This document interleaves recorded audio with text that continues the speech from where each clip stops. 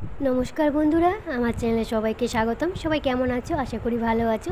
চলে আসলাম চাল কুমড়ো রেসিপি নিয়ে নিয়েছি আমি চাল কুমড়োটা ছিলে নিয়েছি। এবার ভালোভাবে ধুয়ে নিব।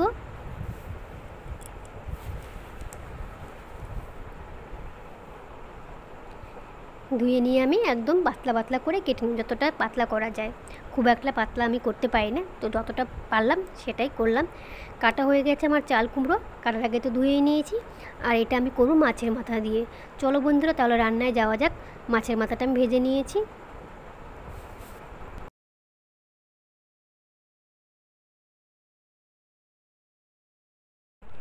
কড়াই বসিয়ে দিলাম। কড়াইটা গরম হলে কড়াইতে দিয়ে দেবো তেল। তেলে আমি ফোড়নের জন্য ব্যবহার করব কালো জিরে, তার সাথে দুটো তেজপাতা।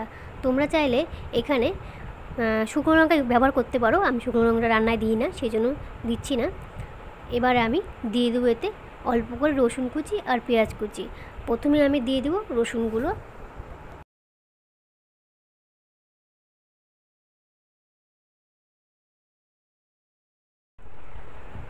রসুনটা হালকা ভাজা হয়ে আসলে দিয়ে দেবো পেঁয়াজ কুচি।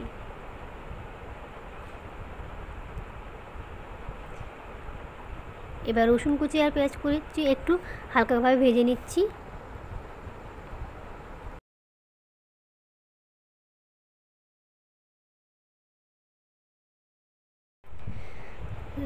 রসুন কুচি পেঁয়াজ কুচি আমার ভাজা হয়ে গেছে। এই অবস্থাতেই আমি দিয়ে দেবো কেটে রাখা চাল কুমড়োটা দিয়ে আমি ভালোভাবে রসুন কুচি আর পেঁয়াজ কুচিটা ভালোভাবে খুন্তির সাহায্যে নেড়ে চেড়ে দিলাম।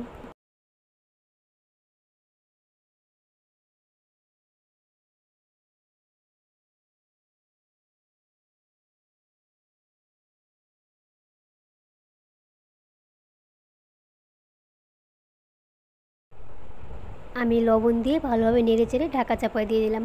হলুদটা আমি পরে ব্যবহার করব, লবণটাই আমি শুধু আগে দিয়ে দিলাম। এবার ঢাকা খুলে দেখব কতটা সেদ্ধ হয়েছে।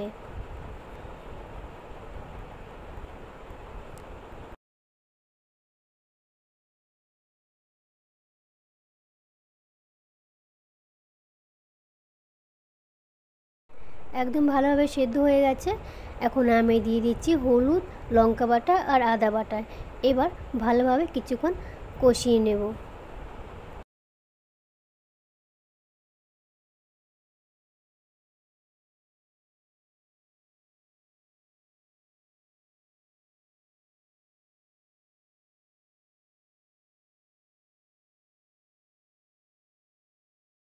ভালোভাবে কষানো হয়ে গেছে। এবার আমি ভেজে রাখা মাছের মাথাটা দিয়ে দিলাম। মাছের মাথাটা খুন্তির সাহায্যে ভালোভাবে ভেঙে দেব।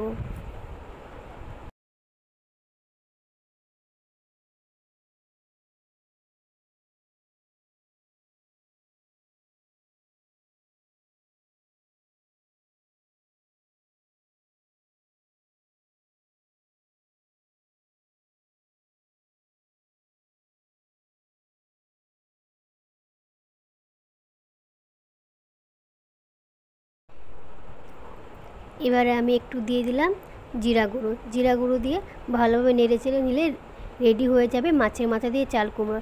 এইভাবে চাল কুমড়ো খেলে রান্না করলে খুবই ভালো হয় খেতে। তোমরা চাইলে এভাবে ট্রাই করতেই পারো। এবারে কিন্তু আমি নামিয়ে নিব।